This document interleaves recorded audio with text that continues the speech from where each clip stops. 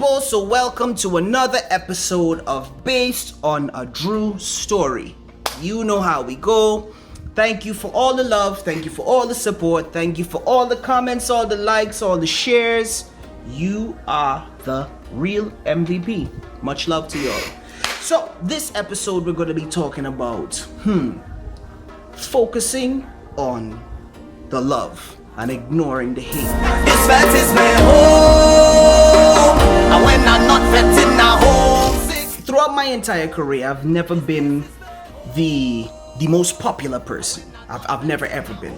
You know, I've always had to work hard for what I've achieved and what I've wanted.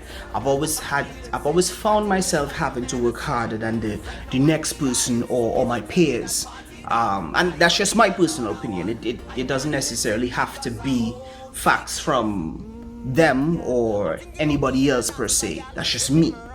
And I don't have a problem with that. You know, I enjoy working hard. I enjoy putting myself in a position where I'm being tested, where I test my team, where I test myself. And, you know, the success is a little more, well, not even a little more, a lot sweeter when that happens. So, of course, I would have started my career in Trinidad. And before I would have established myself having that hit, I would have received, I don't want to say fight, but they call it paying your dues, where, you know, you just have to continue working and proving yourself. You know, I had to prove myself. When I found the difficulty was too much for me to bear at the time, given my status in the industry, I got some advice from a good person, Christopher, who suggested I go to Antigua and do the same thing, start building my ground up there. Said, yo, you're born in Antigua, why you don't go back home? And so said, so done. I went home and I did it. Now I went to Antigua. Now, again, as I would tell you, I was raised in Trinidad. So when I went to Antigua, I was legit. I sounded 100% like a Trinidadian. So you can imagine the level of resistance coming into a country where you would find, you know, you're trying to penetrate the market, you're claiming to be this, but you sound like that. So it wasn't easy. I would have spent the next 4 or 5 years fighting to be accepted, fighting to be, you know, acknowledged as an Antiguan, and trying to understand why it was so difficult for the acknowledgement to happen. So much so that you would have found me on stage every 5 minutes saying, you know, I am from Antigua, and if you want to see my passport, those different things, to a point where it got really annoying, you know. But again, being the underdog, being the person that's not the most popular, I had to fight through all my soca monarchs, where people would stand up and look at me like this. What you doing? Come off my stage. I had to fight for shows where promoters didn't want to pay. I mean, don't get me wrong, there were a good few promoters that supported, and that gave me some opportunities. When there were a few promoters that they're like, nah boy, we ain't doing this one. You not from here, so we ain't really pushing it like that. I had to fight through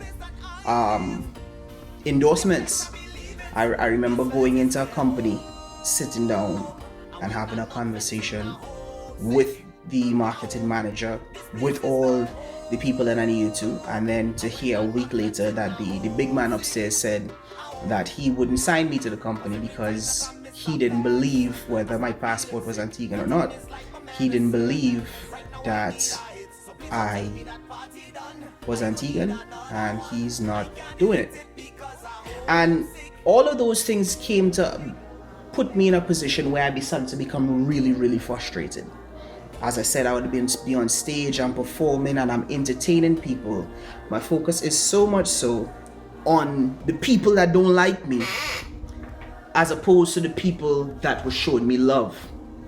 I was so focused on the negative that I completely missed the positives, those people that really were for me, that were really in my corner.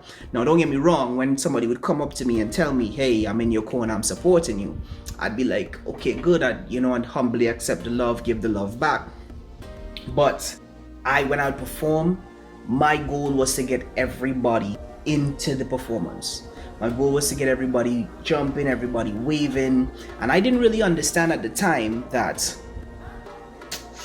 no matter what you do, there's going to be somebody out there that does not like you.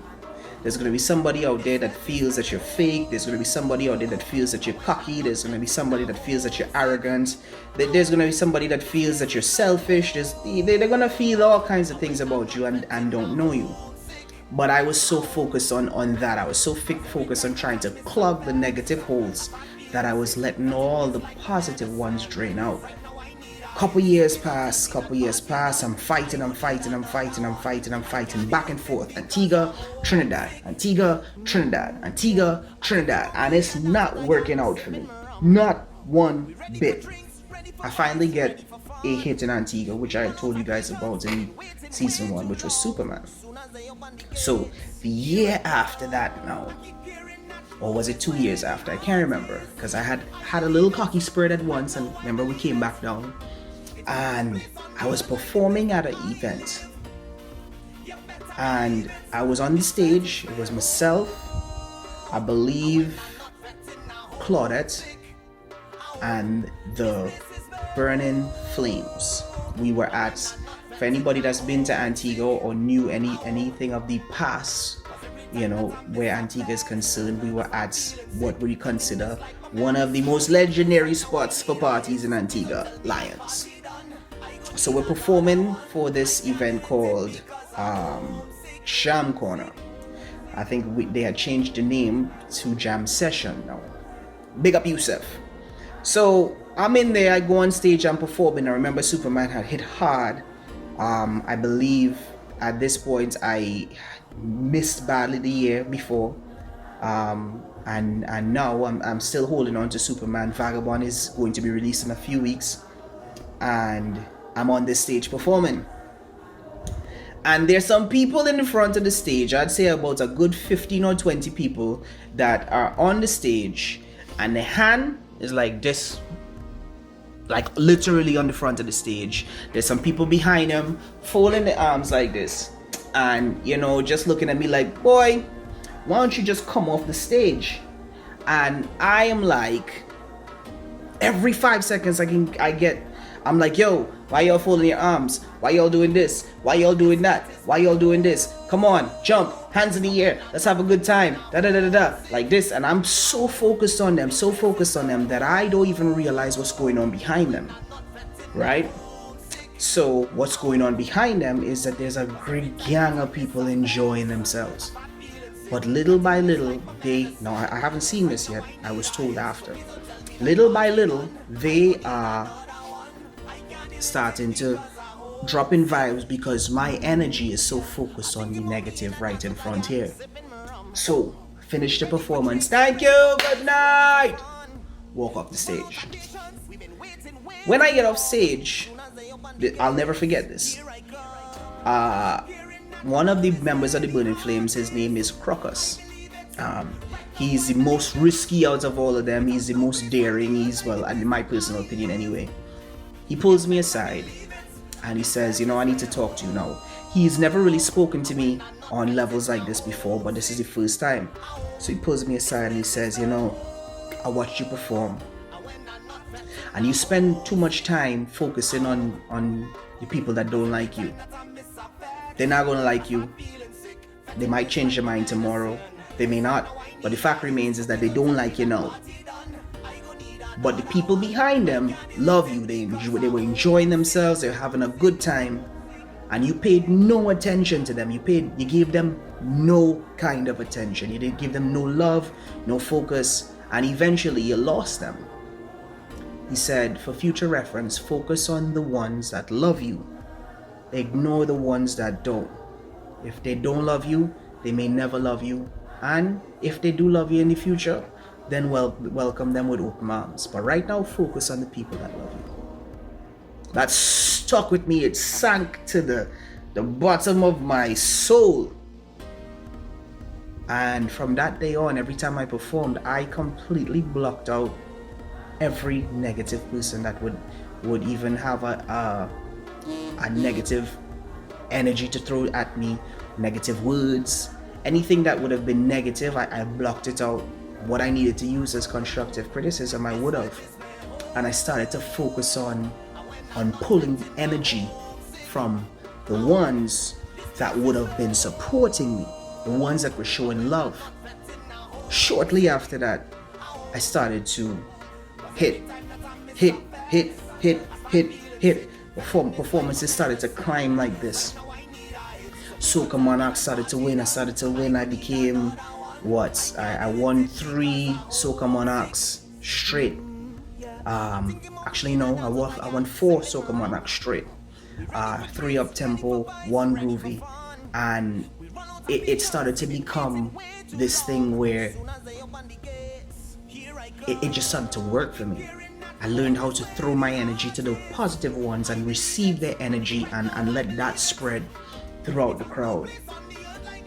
And I mean, I tell you guys this story because there's a lot of us out here that focus on haters, and they focus on negative, and people that don't like us, or people that always have something to say, or those kind of things. And we completely eliminate the fact that there's so much good out there. We completely eliminate the fact that there is so many people that love us, so many people that want us to succeed. One of my friends told me, out of 100 people, 30 people may not like you. 30 people are negative. The other 70 are positive. But the 30 people that are negative are the loudest. Ignore the noise. Focus on the love. Yours truly, Ricardo Drue, based on a Drue story. Thank you for watching. And of course, subscribe.